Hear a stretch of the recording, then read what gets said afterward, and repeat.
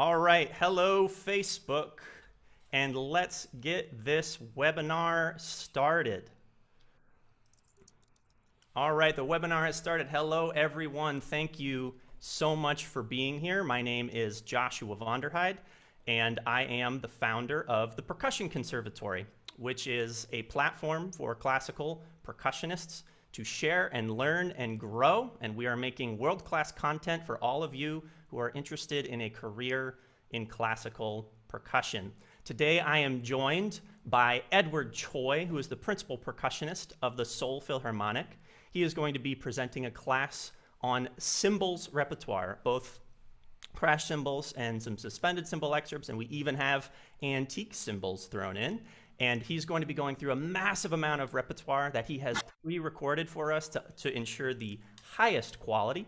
And I'm also joined today by Stephen Keener, who is our events manager and has been an invaluable addition to the team. And we are very, very excited to present this class for you. So without further ado, Mr. Edward Choi, thank you so much for being here with us today. We have the stream is just exploding right now. It's populating so quickly. And please go ahead and tell us a little bit about yourself, Ed, and about what the class will be about today. First of all, thanks again, Josh, for having me, and Stephen as well for helping to organize. And also for those of us who are in Korea right now, I'm going to just talk in Korean briefly to explain that there's going to be the interpretation button on the bottom. 한국말로 통역하는 준비되어 있는데요. 여기 밑에 보시면 해석 아니면 영어로 interpretation 버튼 누르면 우리 이기병 선생님이 바로 한국말로 통역 들을 수 있습니다. So today's class, I'm just trying to go through a bunch of cymbal excerpts. I thought about doing it live, but because of the possible technical difficulties coming from microphone as well as just the live aspect, we decided to record the music first. And so I'll be discussing the music after or as we show the videos. Fantastic, and thank you for that explanation, Ed, and I'll let everyone else also know that in this webinar format, at the bottom of your screen, what you'll see is that there's a chat and there's a Q&A, and there's also that interpretation button like Ed just mentioned. So you can, as the class is going along, if you have questions and you want to ask Ed something at the end of the class, please make sure you drop your question into that Q&A. And also with the chat function, if there's something you want to let us know quickly, drop that in the chat, and Stephen will be monitoring that for the entire class. I'm going to be working on the screen sharing a bit, and so, but Ed, Stephen will be there the whole time to monitor the chat. All right, so what's up first, Ed? Okay, so first up is Rachmaninoff Piano Concerto No. 2, the soft excerpt that we all know well. So if you see the music here, one of the things that I think about here are making sure that the weak beats, for example, the fourth beat is not stronger than 1. When we're playing soft excerpts, sometimes the hands might not be in full control. So I want to make sure that although it's not audible, I'm trying to make the first beat stronger than beat 4. So if my hands should sort of falter and shake, I don't put an accent on the weak beat. And that especially goes for the 8th notes on 4 and in those 2 bars. I use small, thin 16-inch cymbals. We have some old Zildjian cymbals that are great for this. And in the video, you can probably see the alignment of my cymbals are such that I could see, they're not perfectly aligned, so I can see exactly where I'm trying to play with the upper edge. And of course, we all know we often mark the cymbals so that they have to the point where the cymbals match each other perfectly with a pencil. And that's about it.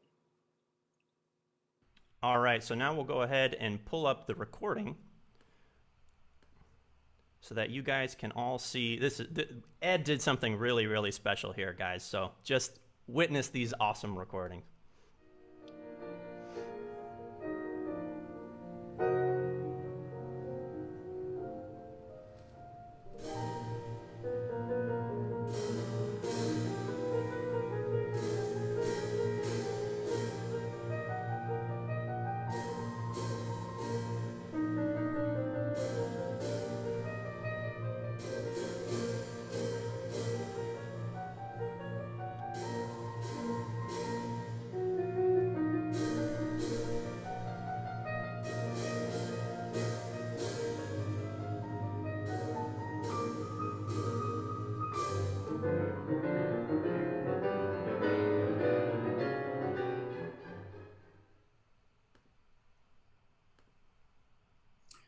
Okay, I'm not sure how it came across to you guys. The video was a little glitchy, but I think later we can make the full video available just to view on its own with all the excerpts in one 10-minute video so you can see more clearly.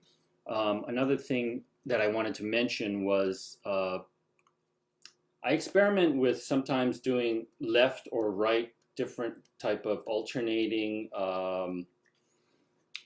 stickings, if you will, so that my hands can completely relax. And so, for example, on the weak beat, I might practice just doing left hand, 4-1, up, down. Although in this video, I ended up doing just both hands, trying to get a clean attack every time by quickly doing sort of an upstroke, if you will, when I hit the cymbals. And if you have any questions about that, put them in the chat. Just moving on now to the second excerpt, we have Dvorak's Scherzo Capriccioso. This one is on audition sometimes, but it's not so common, for example, in Asia. But one of the things to think about here, obviously, is pacing, because it's a long excerpt. You don't want to reach forte by the second line, because you'll have nowhere to go later. And also at the presto at R in the third line, it's hard to control at a higher dynamic level. So you want to pace yourself and wait until you get to the fourth line to really open up the sound. Also, the lighter character of this piece lends itself to smaller cymbals anyways. Here I use 16-inch thicker HHX Sabians that help me get the right articulation at the presto. Let's see, one of the other things I think about is in the second line, the hemiolas, of doing some two-bar phrasing, just to sort of help the ear understand that these are in 2 bars. Yeah, and that's about it. So here's Dvorak's Scherzo Capriccioso.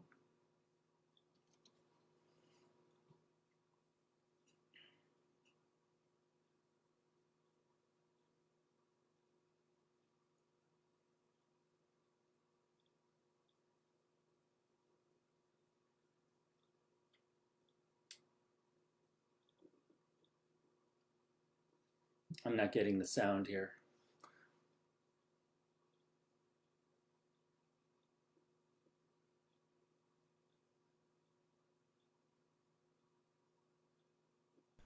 Sorry, did you say you're not getting sound? Yeah, I didn't get any sound. All right, sorry about that. I think I might need to keep my microphone unmuted for this. Let me try that one more time, and you can give me a thumbs up.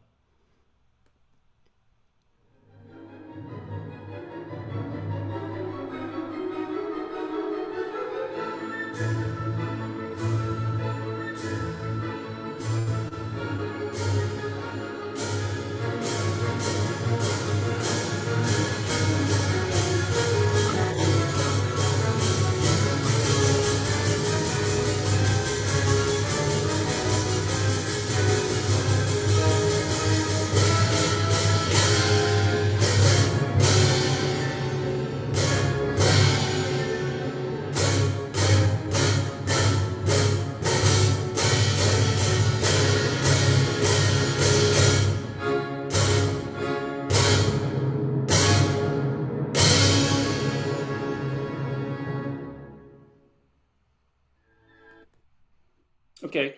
I'm not sure. Stephen, is that coming out? Is the video coming out clearly or is it glitchy? It's coming through really clear Okay. on my end. So, Okay. Good to hear. All right. Just moving on. So, one thing I didn't mention on the scherzo is so when the music gets busy at the presto, I have a kind of idiosyncrasy where instead of playing with my cymbals angled and the right over left, I go vertical uh, to 90 degrees so that I can do so I can pull with both hands equally, and you'll see that later when in Tchaikovsky 4. Moving on, Tchaikovsky Romeo and Juliet, very common audition excerpt all around the world. For the sword fight, um, I I'm playing here the first time the sword fight happens, which is at letter E. And there you have different dynamics. You have a mezzo forte, a forte, and then a fortissimo at letter E. Yeah. Later on at letter O, the sword fight happens again, but it's at a double forte. So if on an audition letter E is asked for, you want to make sure that you show the difference between the mezzo forte, forte, and fortissimos. But in actuality, in my experience, in the orchestra, even letter E is loud. I've had conductors ask for it to be loud. And so, yeah, this is the first part, and you'll notice, hopefully, the dynamic differences. All right, just pulling that up quickly.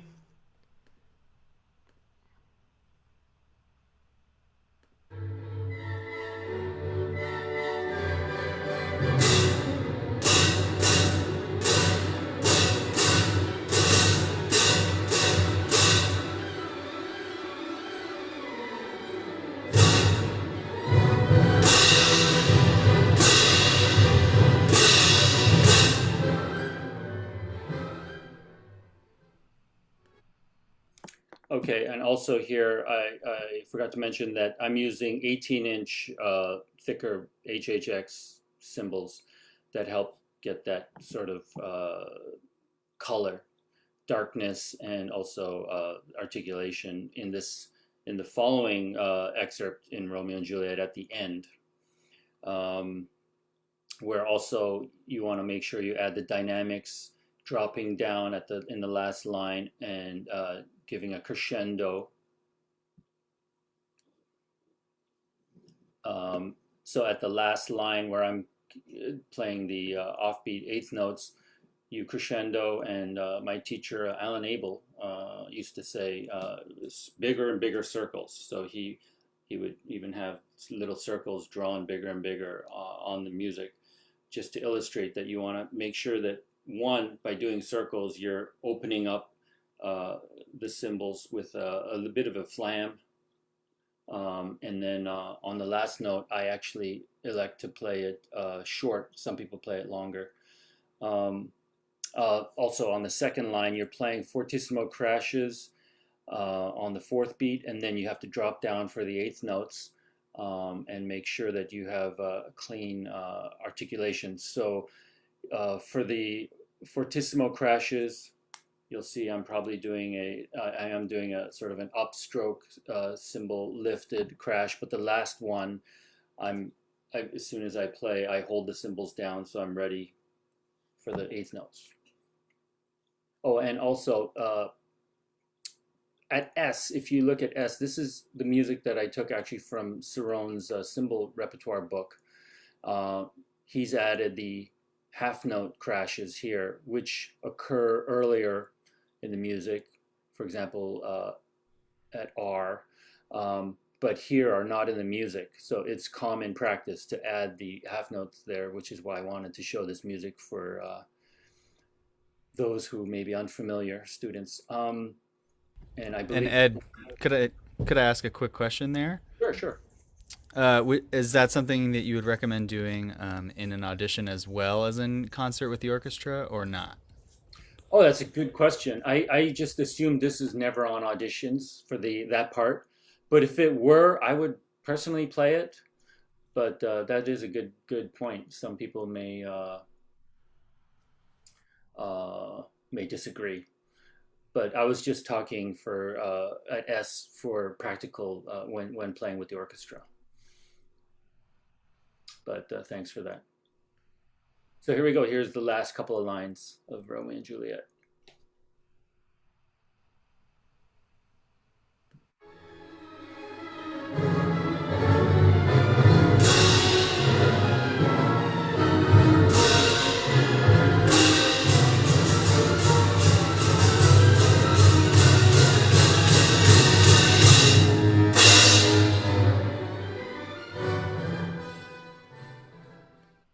Ed, I have to interrupt you. If that's not the best last cymbal note face I've ever seen in my life, I'm not sure what is. Like, yeah, like just 1 second, guys. Can we just watch this last note? This is incredible. there's so much there's so much passion in that excerpt. That's beautiful. That's a fun one. And trying to record all these, I realized that I purposely wouldn't look at the video because it would take forever. And I was just going by the audio and trying to line it up that in a version that I thought was was presentable. And I have to say, it's a challenge. It took a while, and I found out that especially for that room in our smaller chamber or rehearsal room, I had to play things down to not overwhelm the mics and to get a decent sound. So,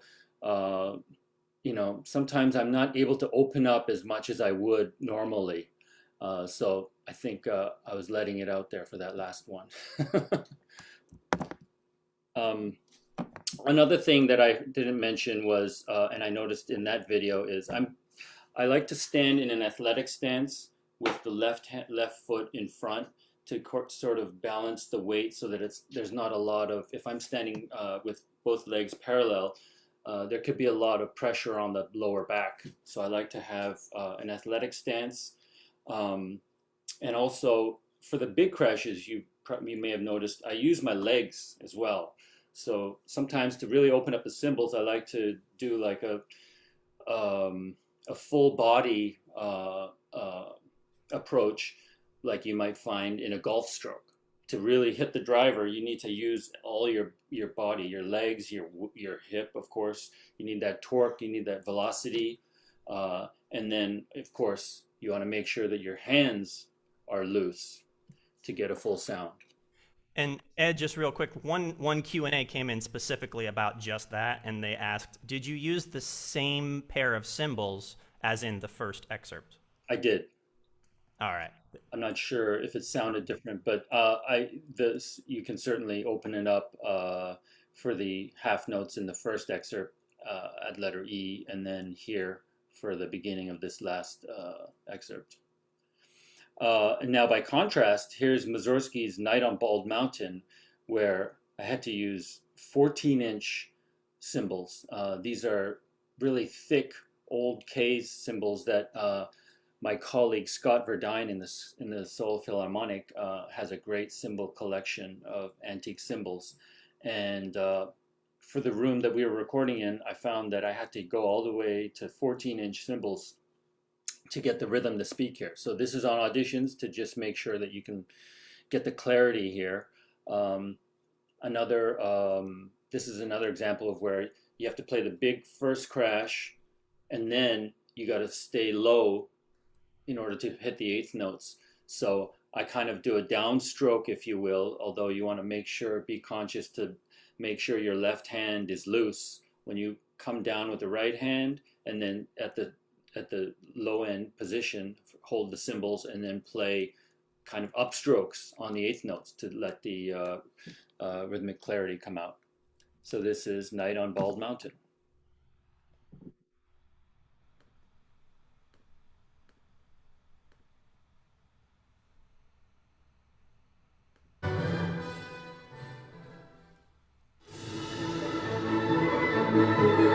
Whoops. Okay, sorry.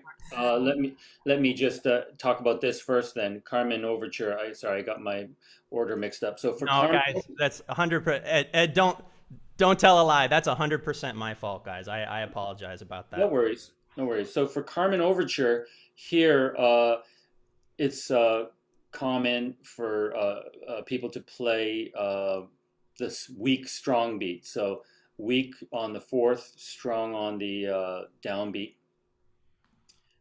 which you'll see in my actual sort of sticking. I'm playing a right hand down and a left hand up. So I'm going down, up to really bring out the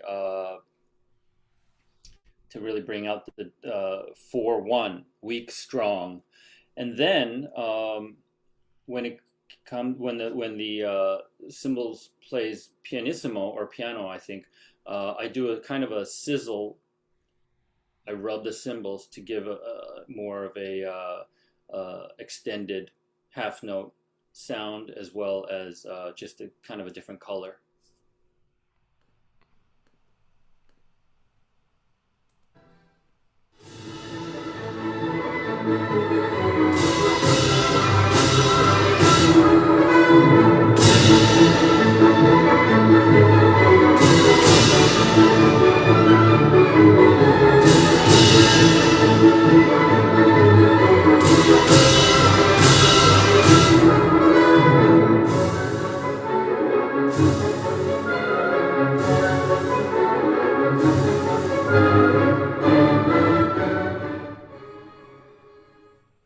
So for that, I had some 18-inch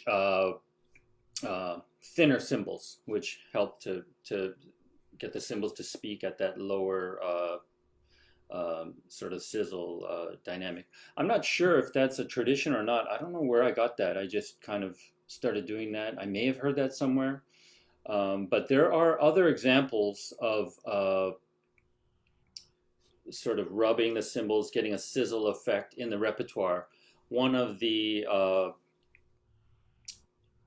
big ones is 4C interludes. It's the excerpt where you have the tambourine that we all know, the audition excerpt. There's a cymbal part that goes tss, and it's common, and you hear it on a lot of recordings where the cymbals need to sizzle to extend the sound. So I use it there. If you look at the music, I'm not sure if we can bring up the music for Carmen Overture and then Scottish Fantasy after that. Yeah, Ed, I'm not sure. I'm not sure I'm grabbed that PDF. That's why I'm saying I think this Oh, I is see. Okay, my fault, guys. I think I missed that, but we that's do fine. we do have the Mussorgsky here. So Yeah, is let's go on to the Mussorgsky. Okay. all right. Um, so in the Mussorgsky, again, these are smaller, much smaller 14-inch cymbals, thick Ks. Here we go.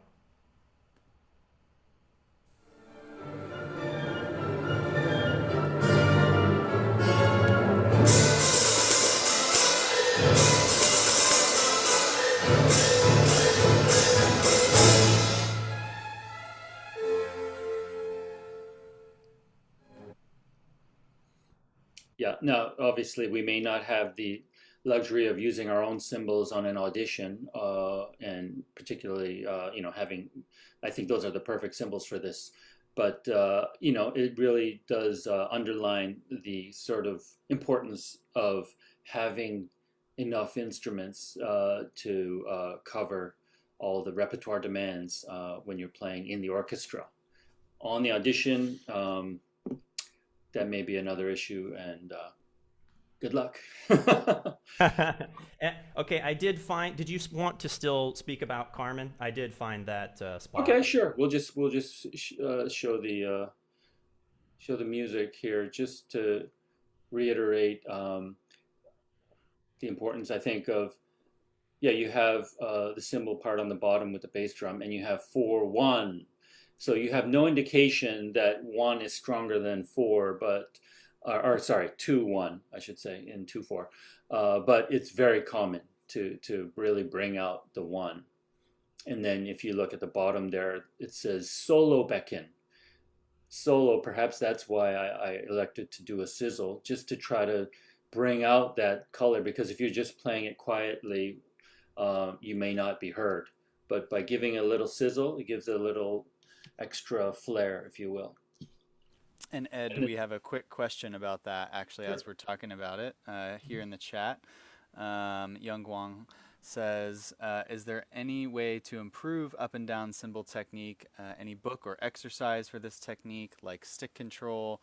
And I wonder about also the up and down strokes color difference.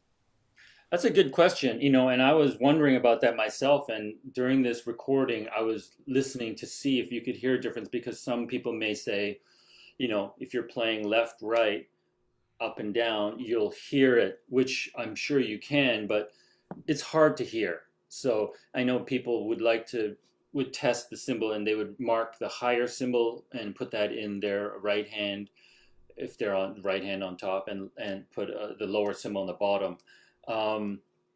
I personally, in this recording, I could not hear the difference, and maybe you can tell me if you hear the difference later when I play Finlandia, where I'm using this technique a little more.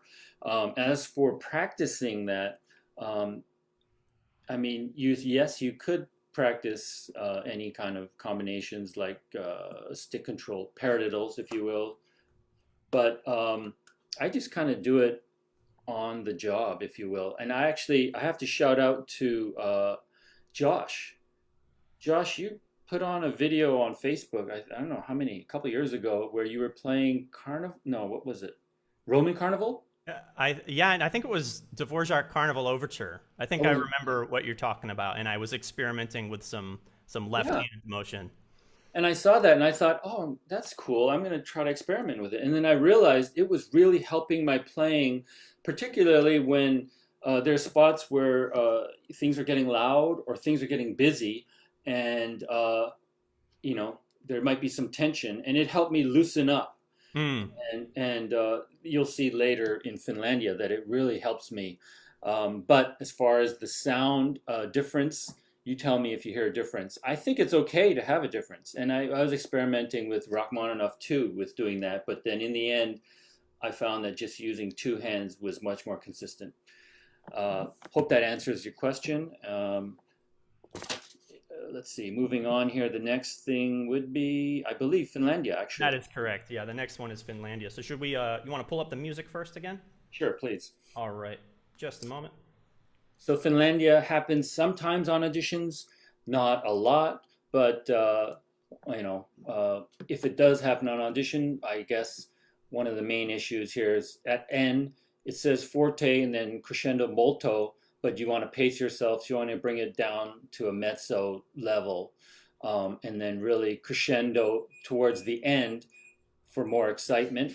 And then in the second line, where you're playing the offbeat eighth notes, and then you got to move into the forte whole note crash. I found that in the actual orchestra, you want to make sure that you're on top of the beat there, so you're not late moving into the whole notes. And the reason why it's possible to be late is getting to start that bar of offbeat eighth notes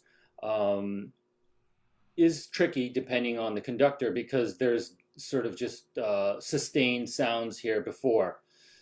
So you have to catch the downbeat and be quick enough.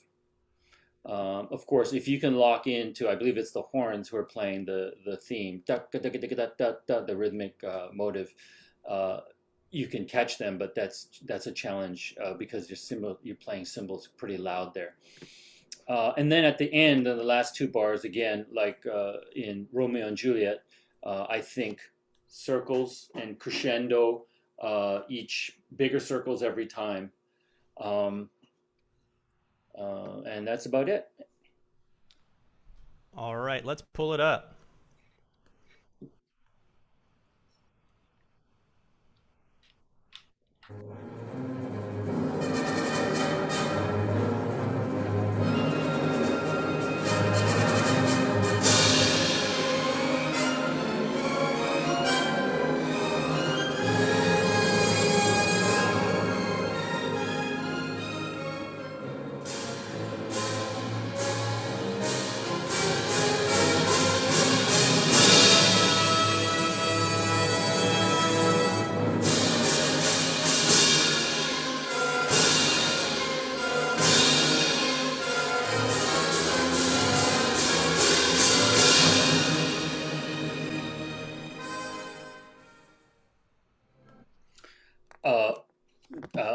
it's hard for me to see the video clearly, but I believe on that last two bars, I was actually doing left, right, up, down, and then I did a full two-hand lift, if you will, on the last crash. So I don't know if you can hear the difference between the hands, but that helps me to stay relaxed and get a full, I think, full crash as I crescendo. Okay, moving on, and feel free if you have any questions or comments to throw them in, and then Steve, if you can relay them, that'd be great as we Definitely. go. We do have one about Carmen here. Sure. I'm sorry, your name, Quiche. You're asking about scissors. I'm not quite sure what you mean by that. Maybe if you can put it in the chat and just clarify. We'll move on for now. But yeah, Okay. if you want to clarify that, we can try to come back to that. Thank you. Okay, so moving on, yeah, and hopefully we can clarify that later. For Tchaikovsky 4, obviously the big cymbal excerpt, but we here I actually start before the excerpt happens because Josh, if you can go to another page, yeah, that one there. So if you look at the bottom line here, the cymbals come in at triple forte, which Tchaikovsky really likes to exaggerate. So here I start off pretty reserved. I give a big crash on the first bar there, but on the fifth bar where the phrase repeats, I give a little more, and I try to show that with my cymbals. Here I'm trying to mirror the actual the chord progression going up, so you can hear the hopefully the music gets higher, and hopefully I'm able to achieve more overtones, if you will. And then moving on. Ed, I'm sorry to interrupt you. Did this cover the page that you wanted to? Is this Yeah. the correct one? Okay, Yeah. fantastic. And then it continues on to the next page here of Tchaik 4. Sorry about the order, and then maybe it's backwards. Yeah. Is this? Yeah, that's it. Okay, fantastic. And then so here you have, I include this because on the second line here is actually the most tricky part for me of Tchaik 4, which is you're playing on 2 and 4, ba, ba, and then you have the last 3 bars, you have this hocket with the brass where they're playing the upbeats and you're playing the downbeats. And it can be a challenge to line up, especially if you're not directly behind the brass. And so for younger students learning this, I would recommend actually singing their parts. So I would think dayan, dayan, dayan, dayan, dayan, dayan, dayan, dayan, dayan, dayan, and being able to sort of react that way instead of trying to count out N1, N2, N3, N4, N. Yeah, so here is Tchaik 4, the 4th movement, right before the coda.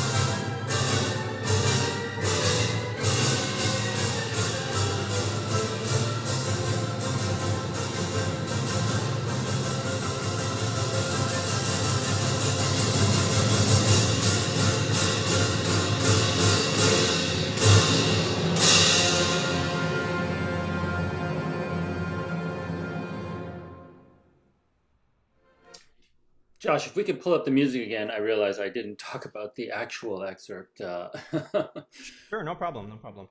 Um, so there, this particular recording, which is Philadelphia, I think it's Muti. Um, it's pretty fast, so it's easier to play at that second line after H, the downbeats. Um, but there are times where it can be a real challenge in the orchestra, so that's worth thinking about practicing singing. And then on the actual excerpt, on starting on the third line here, I noticed on the video, I actually played bum bum up down, to kind of get an open sound, relaxing my hands. And then when I get to the eighth notes, ba ba bum, ba ba bum, ba ba bum, I'm going down, down, down, up, down, down, up, down, down, up. So I'm actually trying to give the music a little more color there. And then later, going down to the second to the last line, you have the da da ba da da ba da da ba da da. You want to think of the downbeats, but I'm actually not physically trying to do that too obviously, so that it's da da da da da da da da. I'm not trying to give the emphasis on the downbeat too much.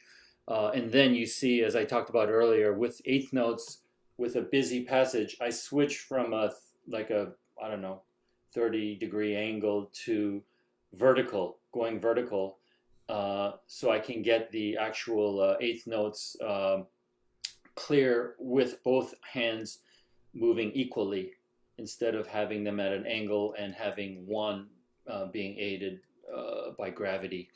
Oh, good. Thank you for zooming. And then if you go to the bottom of the page there, again, the crescendo, I'm thinking bigger and bigger circles. And then if you notice, I actually played the last crash. The Tchaikovsky or the copyists, they didn't have the cymbal playing the last note. And so I always find it anticlimactic.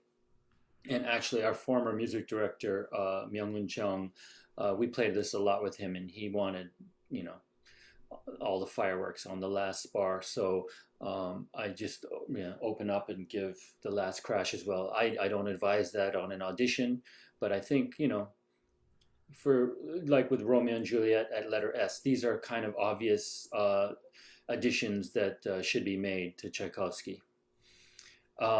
Having said that, also, this next excerpt, it's not an excerpt, but this is the Andante from, so going to the previous page, the Andante of Tchaikovsky 4, where you have, I think it's in... Just 1 second. Yeah, no problem. I think it's in quadruple forte that you have the crash. It's common to have the cymbal part doubled. So you have three players in this section. You have the bass drummer, the cymbal player, and then the triangle player. And Ed, where was this spot that you wanted to check? That's the previous page. Yeah, right there. So the Tchaikovsky 4, yeah, that page right there. Okay. If you look at the bottom, the third to the bottom, from the bottom, you have the Andante. It says Becken solo, and it's triple forte. Sorry, not quadruple. Now here, the bass drum and cymbal triangle player are free to help, so you can triple the cymbals. We've even had the timpanist jump in and quadruple the cymbals.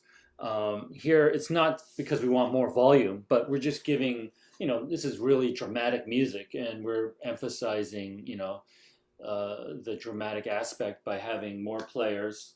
And it helps you. You can just relax and play. You get a bigger sound, and also you can get a fuller sound with different kinds of cymbals, different thicknesses. You get different colors, so you get a wider spectrum, and it's just kind of a nice effect. And the audience seems to like those moments. We do that a lot in Mahler as well. So this is the Andante of Tchaik 4. Fourth movement.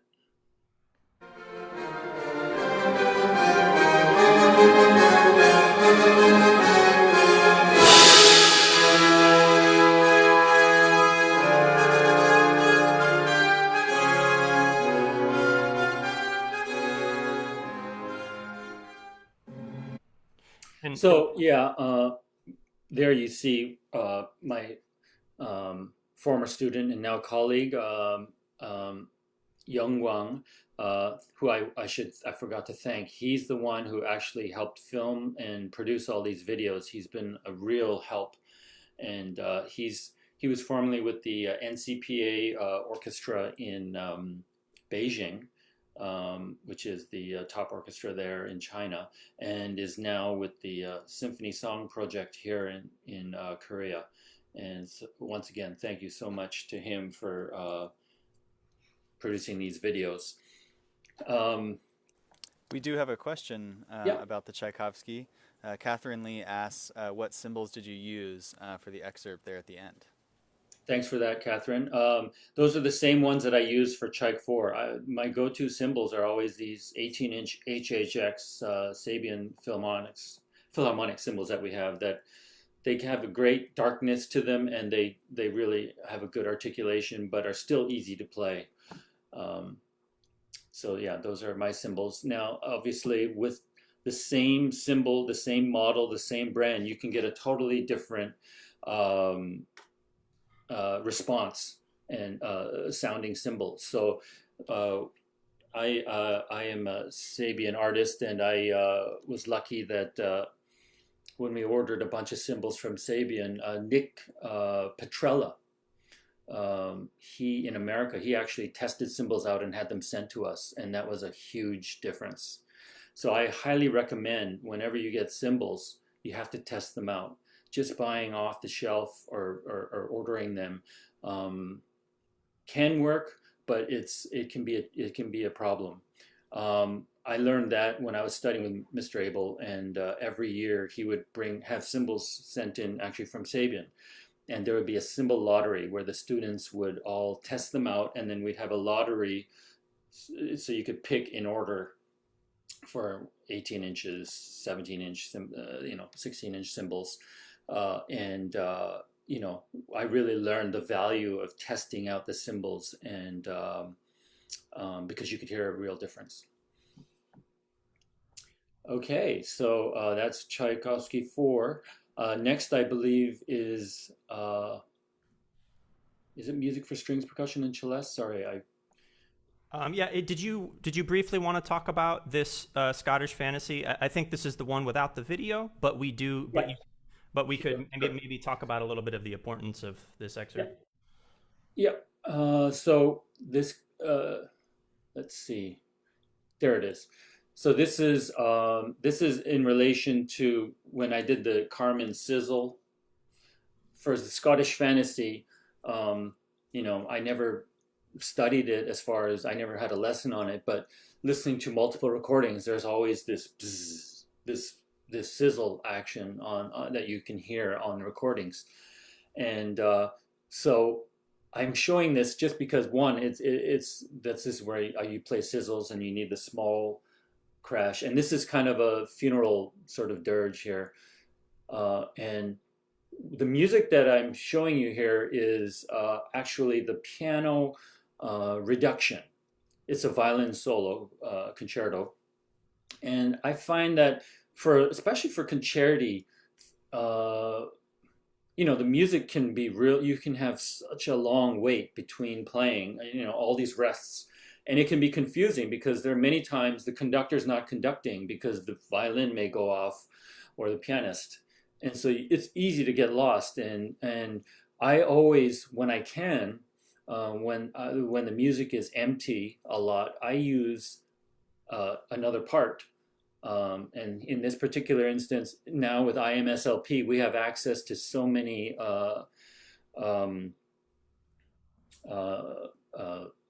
parts. If you go into IMSLP, you have your score, your parts, and then you also have arrangements.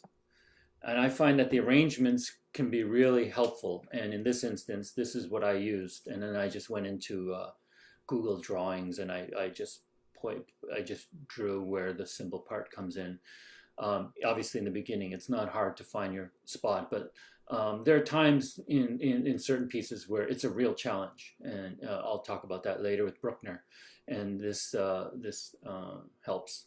So this is just another example of the sizzle. We do have a question there. Actually, was able to clarify with Quiche. Thanks so much. Sure. The sizzle effect, the rub motion for this and for Carmen as well. Just wanted to. She was asking, would you do that in an audition or only in concert? And maybe you could just talk more broadly about kind of the artistic liberties that we can allow ourselves, playing by ourselves or in context with the orchestra. That's a good question. I mean, if Carmen were on an audition, I personally would go for it and play that, but that's not commonly on an audition, I believe. So it doesn't necessarily come up. But as far as artistic liberties, adding notes, etc., generally you should go with what's written. But there are certain accepted traditions. For example, in the Scherzo Capriccioso, you're not playing forte the second line because there's nowhere to go. So they understand. And in fact, on a cymbal audition, you want to make sure to, I would propose that you should play a little more conservatively. You don't want to overpower. You don't want to be the loudest person playing. Some flute player may not like that. So you want to be in the sort of ballpark of everybody, and then let it open up when you can at the end, for example. But it's kind of on a case-by-case basis. But for example, the last note, you're going to play Tchaikovsky 4 on auditions. I would not add the last note for an audition. But definitely with the orchestra, if your conductor is okay with that. Right. And I did want to mention, Ed, that this sort of talk that we're having about the level of attention to detail, it can be vitally important. Showing us, like, you recorded an entire excerpt of just one note, because as percussionists, it is really what we do. It's sort of like being a long jumper or something. Like you have one moment to show everyone I can get over this hurdle, and then beyond that, as artists, it's like, and I did it with intention and with style and with musicality and all these other things, creativity. So these talks are, crucially important, especially once you're on the job, when you're actually in the orchestra and you're thinking about how do I, get tenure and all these things. This level of thoughtfulness is one of the reasons why we wanted to have you on, because it permeates out of you. So thank you for going into so much detail. Well, thank you. And I have a story later with William Tell at the end, but these things do make a difference, maybe not necessarily on the audition, but like Josh just mentioned, with tenure, or in my case, I was first I was a section player, and then I later got promoted through auditions to the associate position and then principal position. So, and that took years of earning our music director's trust, and that comes from showing. And our conductor, who we had for 10 years, Jung, he was world famous. He would travel the world and conduct Berlin Phil or La Scala opera, and so I need to know. And he has so many recordings. I need to know what he's heard, how the Italians played this opera, or how the French played La Mer. And I've realized on the job that those things really mattered to him, and that later paid dividends when he promoted me.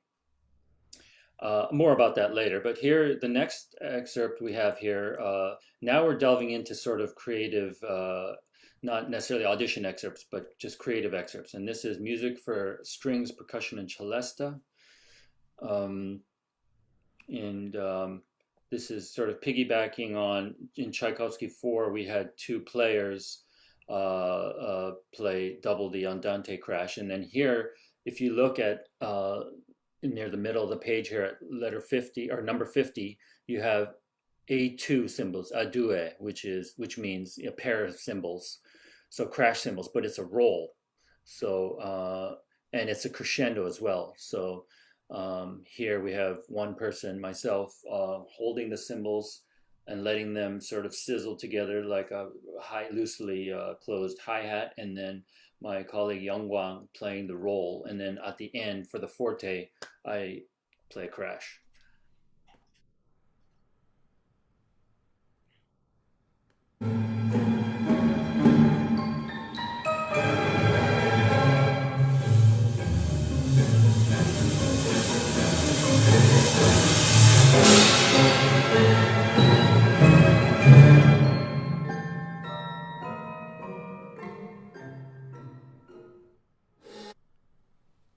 Those are some really nice 16.5 inch, I believe, old Ks that my colleague again, Scott Verdine in the Seoul Philharmonic, was gracious enough to let me use for this, and we use his cymbals a lot in the orchestra.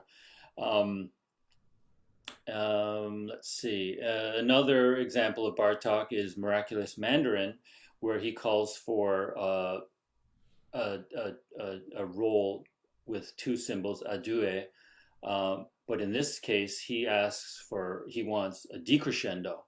And so here, instead of playing with two people, one person playing the cymbal roll, here I do a literal cymbal roll where I'm rubbing the cymbals together and decrescendoing at the same time.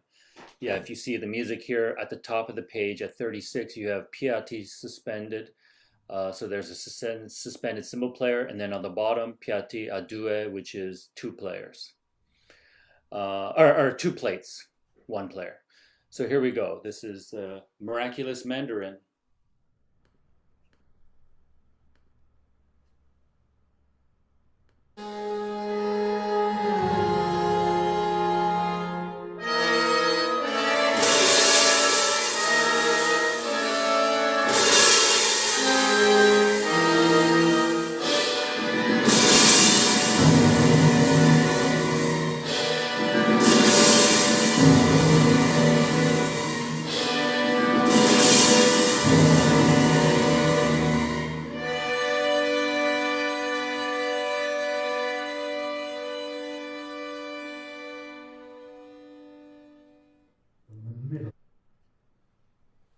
Yeah, that's just fun stuff. I mean, cymbals are so much fun in the orchestra, and that's Bartok here forces you to be creative.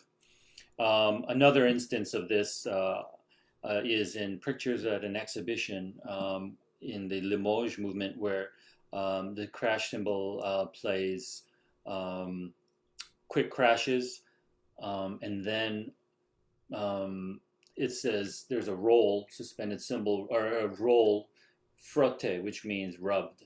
So I again do just like the music, strings, and percussion in celesta, I put the cymbals together, and the bass drummer will roll on the cymbals. Sorry, I don't have a video for that. We ran out of time, but that's another example where you can do these sort of two-player cymbal hi-hat rub effect, if you will. The next piece is Peter and the Wolf, which is not hard at all, but Prokofiev often calls for verge. If you look at the bottom at 14, you'll see the cymbal part says verge, which is in Italian, it means brushes or something to that effect. Rake, maybe it means, I can't remember, but it's brushes. But if you just use your standard drum set brushes, they're not going to speak. There are certain brushes that Vic Firth, I can't remember what they're called, but they have little points on the end that speak louder. But what I use are the Vic Firth dreadlocks, and those come in handy here at 14. And this is Peter and the Wolf.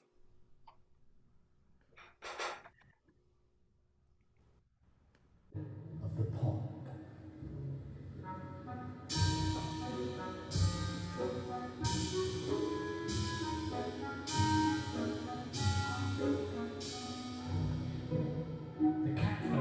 around and around the tree and thought.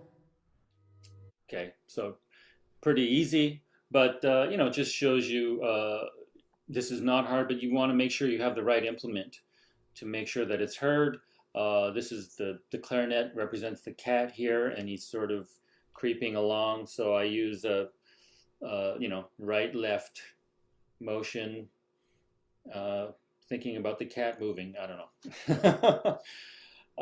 The next part, the next piece here is Romeo and Juliet, Prokofiev, The Death of Juliet. This is fantastic music. It's ballet music originally, and we've played it in ballet form and as well as a suite. Here, again, the same composer, Prokofiev, at 49 here on the bottom, he's asking for verge or a brush. But here, it's such a different character. The Vic Firth dreadlocks are too hard. So here, my colleague Brian, who's actually translating today, he's great at making cymbals, making instruments, and he helped me with. He made a nice soft version of the dreadlock that I use here in the Romeo and Juliet excerpt, Death of Juliet, where I sort of turn the brush to extend the articulation. Here we go. All right, just one moment. I'm pulling that one up.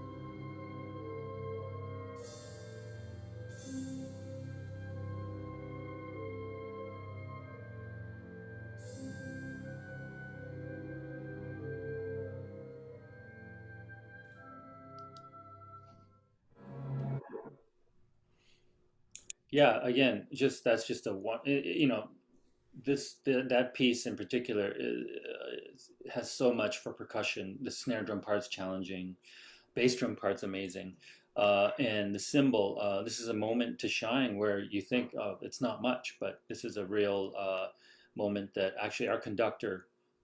It took a while to satisfy him, and so we had to have another mallet made just to find that perfect sound. And that's, you know, that's what it is to be in an orchestra and to be a cymbal player. It's fun, but you have to pay attention to those details. Next is an example from Mahler 1, the fourth movement. Here, I mean, in the fourth movement of Mahler, it starts out really bombastic with the thunder and lightning, you know, the bass drum and the cymbals and the timpani, really going for it. But there's also really tender moments here. And this particular moment at number 52 here, it says mid-teller, which is crash cymbals. So you have to play a fortissimo crash, but it's also got to be warm. It's got to be round. It's got to be lush. And so my approach here is using, and this is a technique that I learned from Mr. Abel in Philadelphia. It's the circle technique, where you get cymbals moving in opposite circles. And I do this here vertically. I hold the cymbals vertically, and then when they meet, I'm sort of able to, with the flam, I'm doing a flam, but the flam kind of circles around the cymbal, so I'm able to sort of soften the blow, if you will.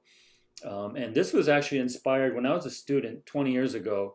I once saw Andrew Reamer, principal now of Pittsburgh Symphony, and he has an excellent drum company, by the way. Everybody uses those bass drums from Reamer. He played a cymbal crash in a clinic that blew my mind. It sounded like a cymbal roll, a suspended cymbal roll. I could not believe it. And, you know, back then we didn't have recording, iPhones to record this, but I've always had this image in my head of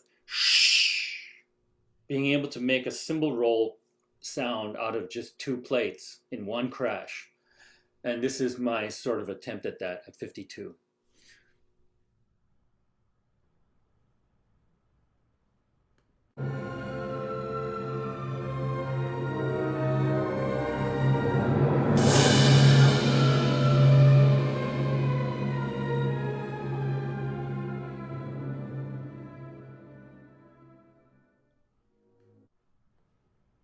So yeah, fun stuff. Definitely not on auditions, but you can really, show your artistry as a cymbal player by paying attention to those kind of details and matching the music. And in this piece particularly, you're playing so huge and bombastically. If you can bring that music back up, please, Josh. For example, at the end of the piece here, where it's really triumphant, and the cymbals here at 58, we triple the cymbals. So the bass drummer and the triangle player pick up cymbals, and at 58 we do this, just like in Tchaikovsky 4, we all do this slow shh, but it's actually a faster stroke. And then we switch to two players because the bass drummer has to play. And then at 59, we go back to single player on each instrument. And the reason why we do this here is, it's this huge epic ending. And prior to this, the horns in the score are told to stand up. So you have the horn player standing up. And when we were playing this, I thought, well, we don't want to be, upstaged by the horns. We're already standing up. So what can we do to add more energy, more excitement? And that was what we came up with, was adding more players. When in doubt, add more players in Mahler. And Mahler actually asked for that. I can't remember the term, but there are certain parts in his music, for example, in Mahler 6, the triangle, he writes, as many players or more players. I don't have the example for this, but you get the idea. So in contrast to 52, this crash that I just played, where it's really lush, and I'm using some huge 20-inch thin orchestral classics. And then at 58, I'm using like, thick Ks, symphonic Ks, like heavy cymbals, just to cut through the ensemble, and also to add that color. Moving on, now we're going to Debussy and Prelude to the Afternoon of a Faun, which is technically not cymbals, if you will, but it's antique cymbals. So for young students, just know that antique cymbals means crotales. So in this particular, can everybody hear me okay? I can hear you fine. Okay. So for the Debussy, in that music, here we go. I'm using here a flute part. This piece is deceptively tricky because it's so slow that the conductor, if you're counting on 1, 2, 3, 4, or 1, 2, 3, clearly you're not going to get it. And in many cases, you may just get a circular 1. And it could be the third beat, the fourth beat, the second beat, So you got to know the music. And rather than just writing all the part in my cues in my part, the cymbal, the antique cymbal part here, I just drew. I just took the flute part and used Google Drawings. And here the upper arrows mean the high note, which are B, and then the lower arrows mean the low note, which are E. Here, it's also tradition to use a pair of each pitch. And so every time we play this piece, I mean, obviously we only have the normal 2 octaves, so I have to borrow from wherever I can another pair of crotales. And this is Prelude to the Afternoon of Faun, Debussy.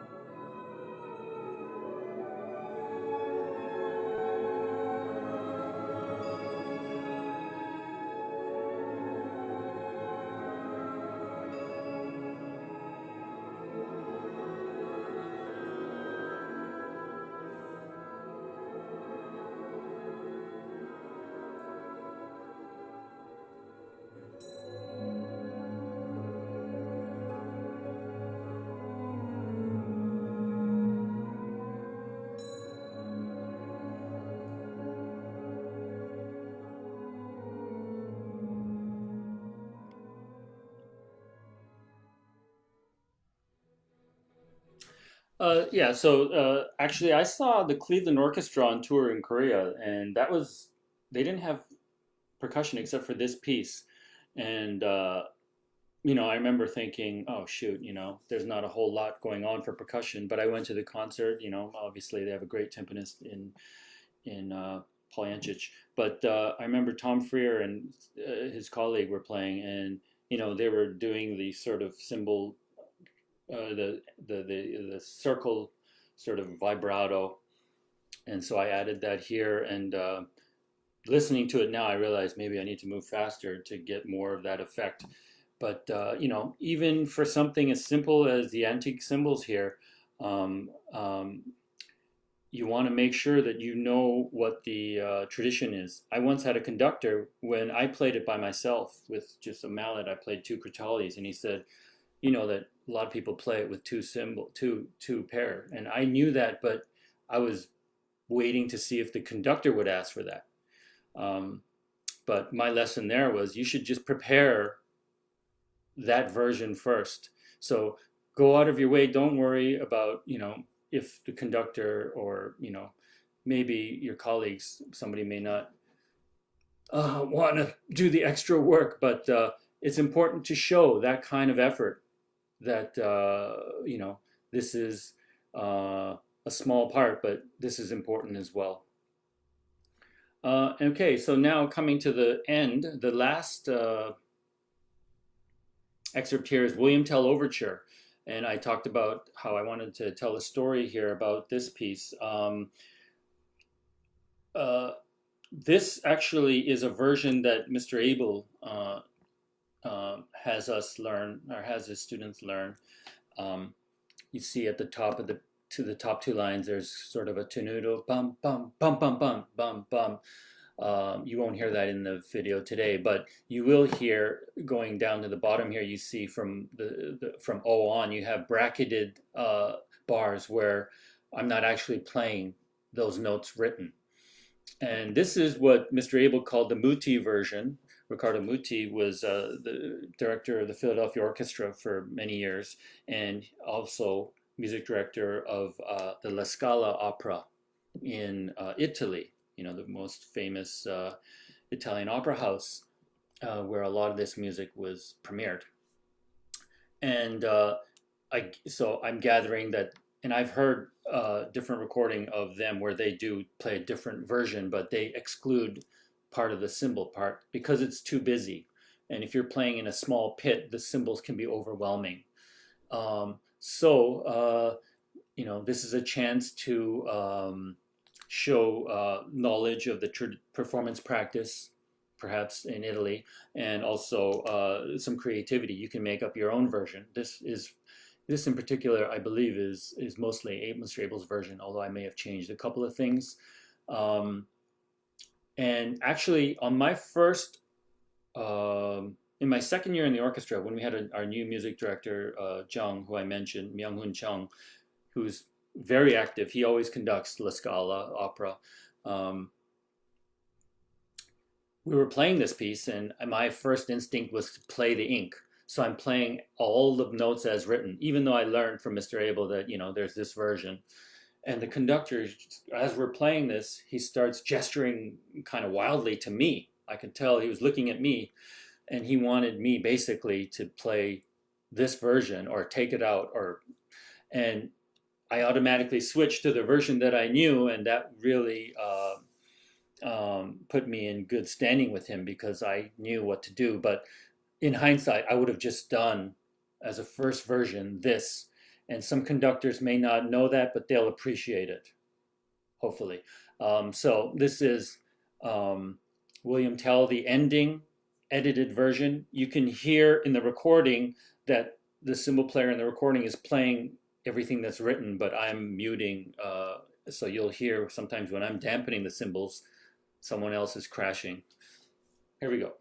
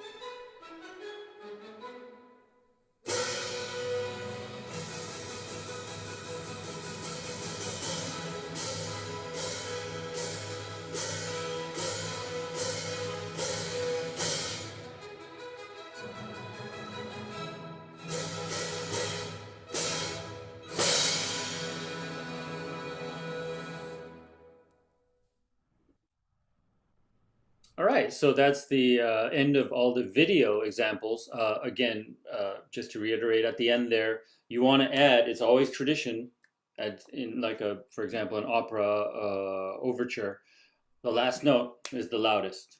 So even though some conductors will give it to you, some won't, but you really want to go for it there.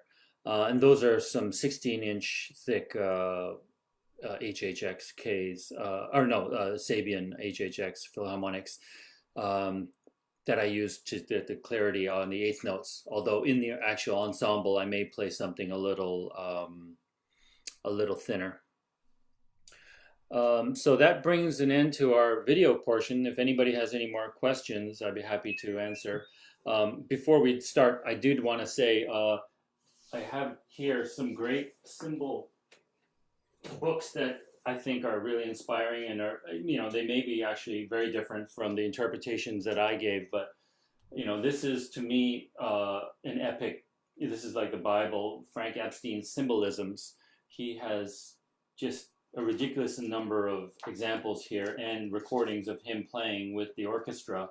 They may be very different versions from what I do, but this is just a great introduction to the artistry of what it is to be a cymbal player. I highly recommend that to students.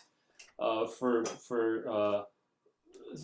Anthony Cerrone, he did some of the standard excerpts in this book, and the logic of it all, he wrote in the 70s. This is Cerrone, and this is a fantastic book where he introduces you to everything, every aspect, whether it's cymbal playing, equipment, and it's, you can see from the pictures, it's pretty dated, but this is just an incredible book that I think is too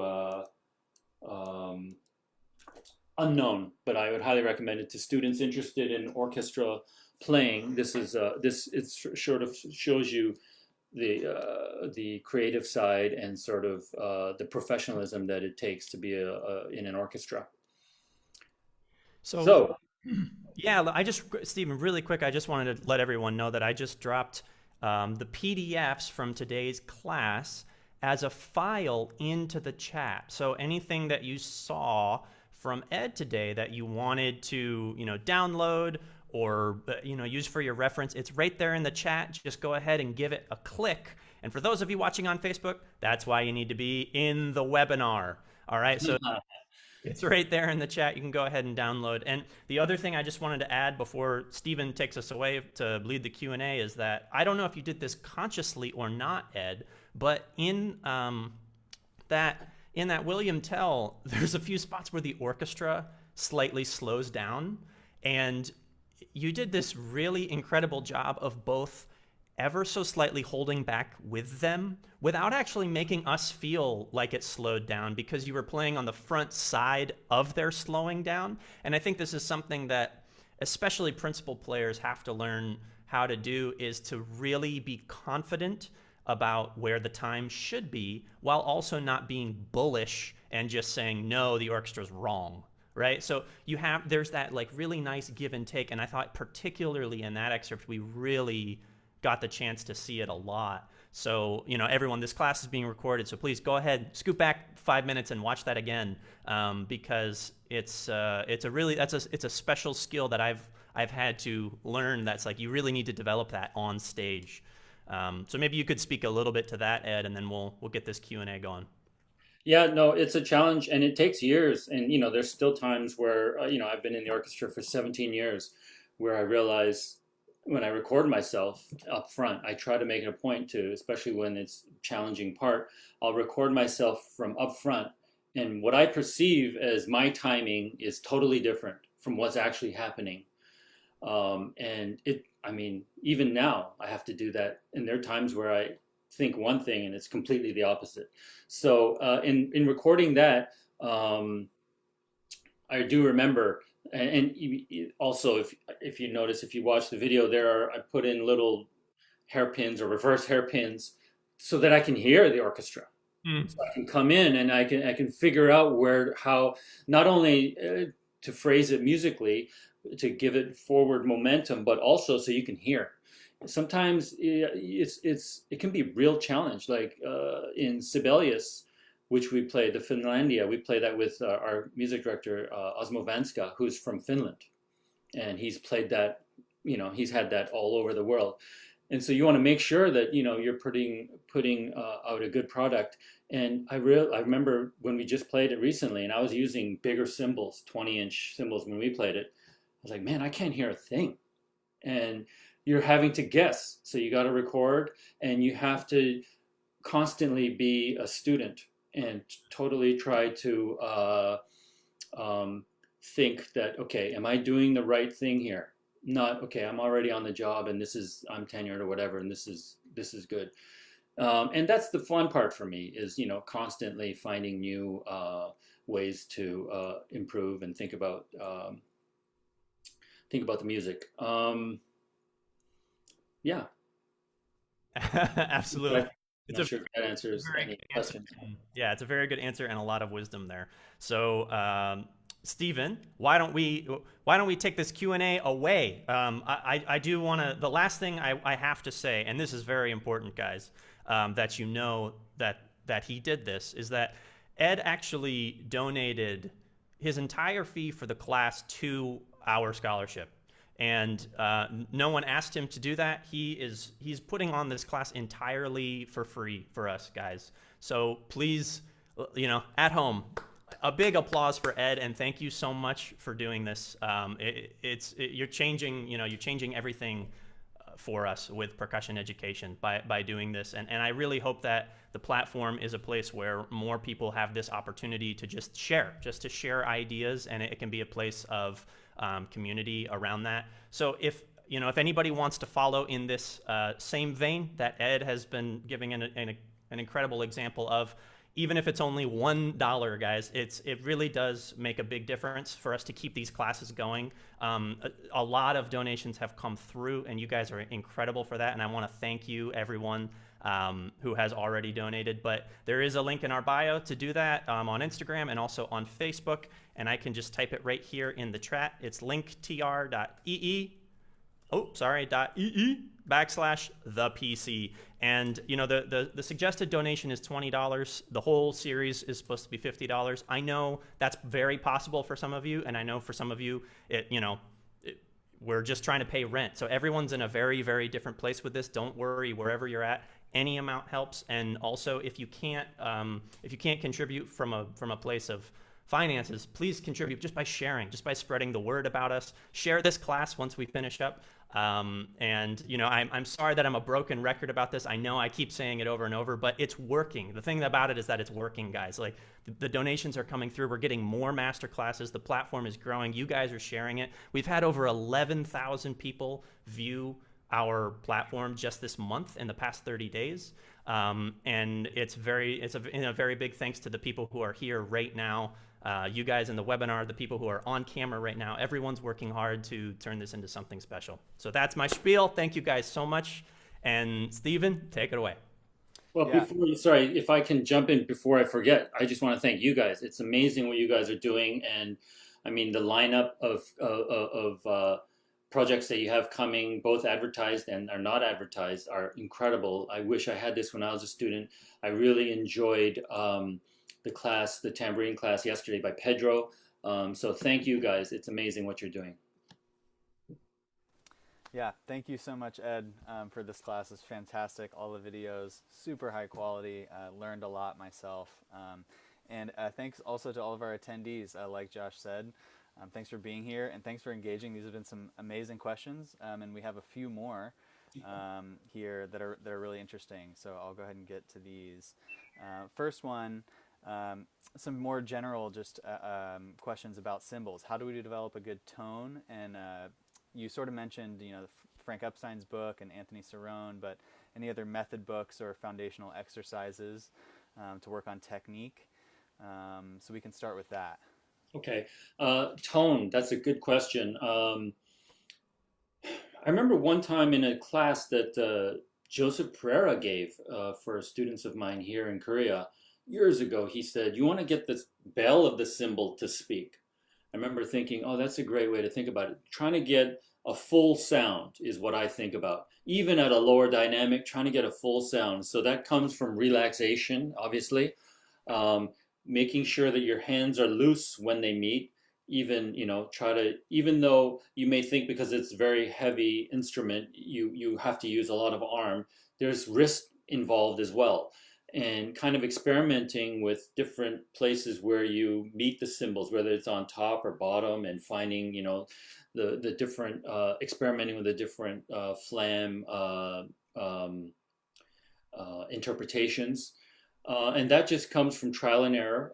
To be honest, I never really played exercises per se, but although I do remember Mr. Abel would have us do these different circle isolated techniques just to get used to that motion, because that's kind of a challenging um,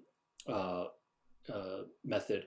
But I would say for a young student, the Symbolisms book gives you more than enough material to try to work on, and it'll just open your mind up to different sort of ideas, and then you come up with your own. The cymbals are not as complicated as far as the technical aspects as a snare drum, for example.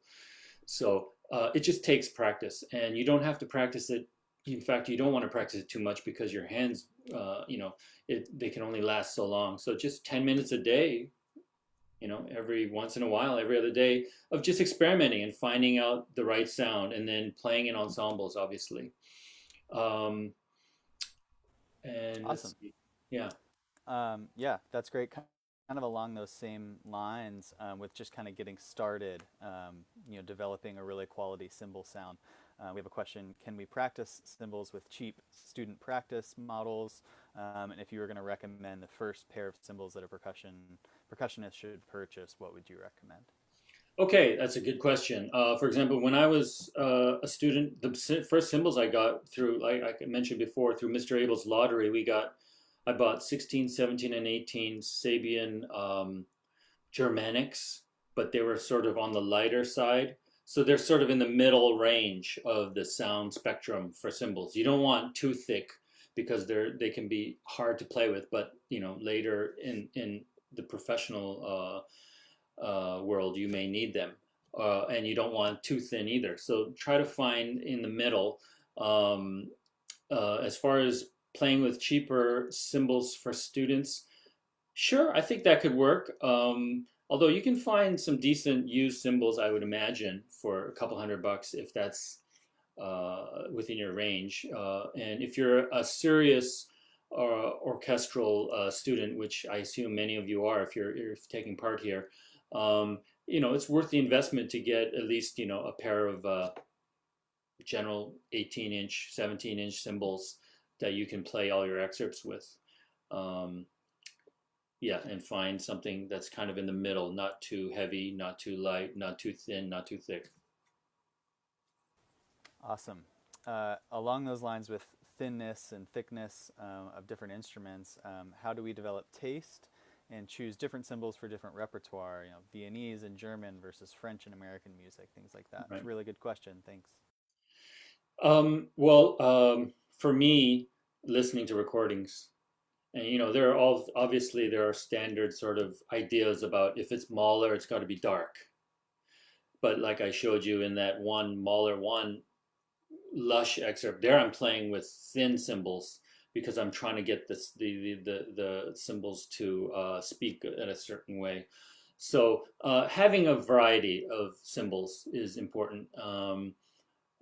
If you look, I also wanted to sort of mention, if you look on the Percussion Conservatory artist page, and you can see, for me, I have different videos that I produced with my colleague Scott Verdine of the Seoul Phil, and there we get into some of that with examples from Lemaire, which I couldn't get to today, using different cymbals and different implements to color the music.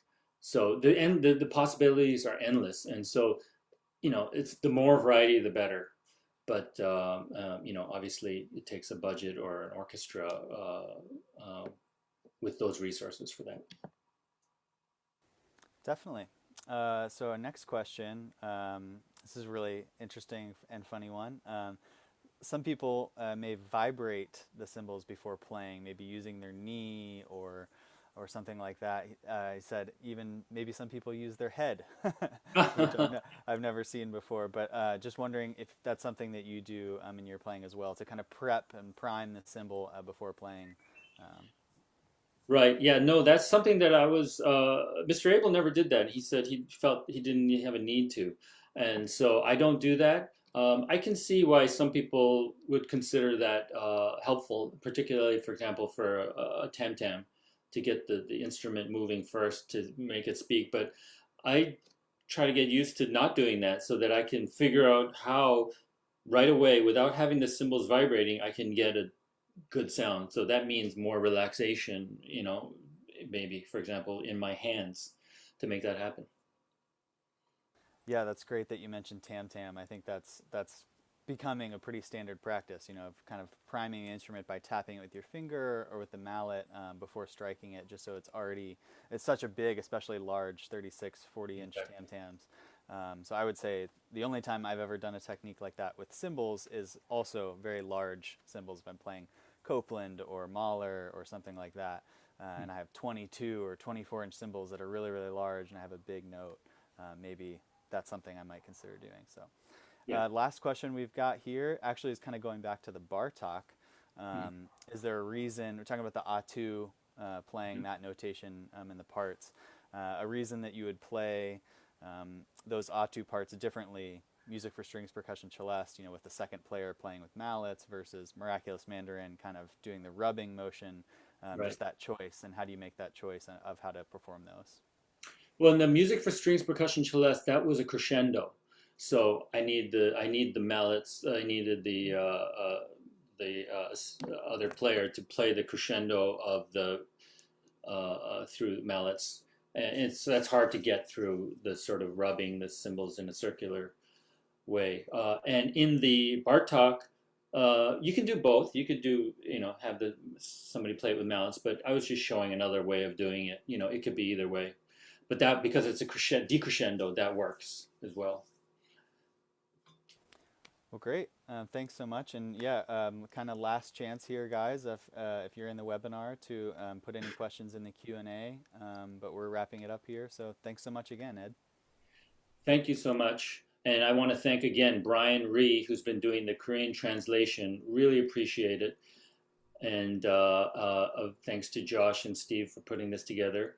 And also Young Gwang for helping me with basically producing these videos. He did a lot of editing and filming.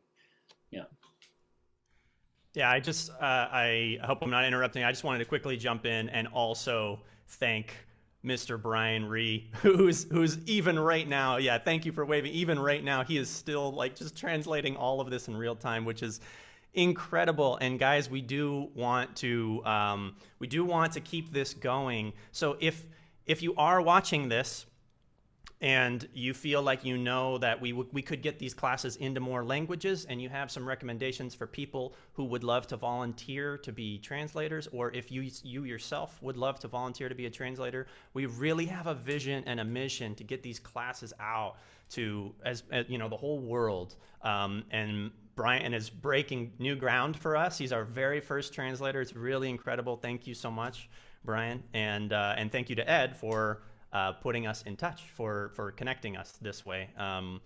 And one other thing about cymbals, though, Ed, is that you've touched on this multiple times, but I wanted to maybe a little bit more directly, is just to talk about, maybe to close up, how cymbals are different from other instruments in the orchestra, somewhat because they're metal, but how there's a bit of a specialty with cymbal about note length, and how we have to give extreme attention to detail in note length, because this is something that I feel like gets missed out a lot when we're first learning the excerpts. Is we hit a snare drum, and an eighth note, we have note length in snare drum as well, but it's much more difficult to convey on snare drum. On cymbals, note length is everything, right? I mean, it's so obvious if you're playing the wrong note length, and it's something in your class we really took for granted. Like, all of your note lengths are with someone. You know, they're all intentional. They're all with an instrument, or you're thinking about the resonance of the hall. And it's not, yeah. So as a student, when I was going through, that wasn't something that was immediately clear to me. So maybe you could just talk a little bit about this concept of how to improve, I guess, really how to improve your note length awareness. Yeah, that's a great question and great point. I always recommend I have my students record with recordings. You know, now on YouTube you have so many recordings available. Of course, there are good ones and bad ones. You need to know which ones are good. And I find that the ones with the scores actually help because they can find where they are in the music.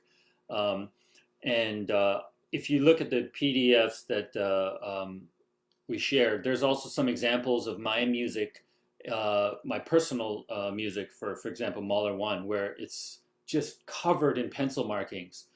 And so I try to tell my students, when you're preparing something, you got to prepare it so well that you can just play along with the audio without a conductor, so you know where you are. So that's one. So you may have to write in a million cues. Two, and then when you're listening to these recordings, you can tell where, okay, here, this needs to be longer, this needs to be shorter. And an interesting example is Tchaikovsky 6, the Pathétique, the third movement. There, some guys play it really short, some guys play it really long. What kind of character are you trying to portray there? And for me personally, I wanted it to be really, you know, extroverted, triumphant, and whatever. So I liked the long version.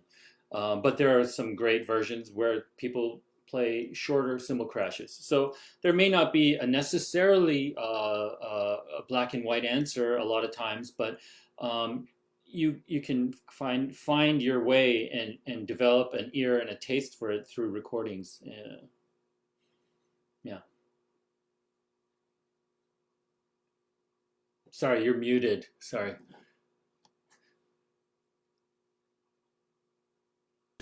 Sorry about that. I was asking, maybe Stephen could close up the class for us. I want to, we have one more request to get those PDFs again. Someone didn't get the PDFs, so I'm gonna help them get that, and we can close up. Maybe we can talk a little bit about the upcoming classes as well. Definitely, yeah. We wanted to let you guys know that there are 3 more classes in this series. If you don't know already, this is part of the Back to School series here. Everyone's kind of going back to their normal routines and practicing and in classes.